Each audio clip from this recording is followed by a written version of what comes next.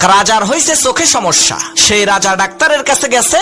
Doctor পরীক্ষা নিরীক্ষা করে রাজাকে বলল, রাজা মশাই, আপনার প্রচন্ড পরিমাণে লাল রং দেখতে হবে। আপনি যদি বেশি বেশি লাল রঙের দিকে চেয়ে থাকেন তাহলে আপনার চোখের দৃষ্টিশক্তি আবার ধীরে ধীরে প্রখর হয়ে যাবে। ডাক্তারের এই কথা শুনে রাজা মশাই রাজ দরবারে এসে ঘোষণা দিল, এই রাজ্যের সবকিছুকে লাল রঙে রাঙিয়ে দেয়া হোক।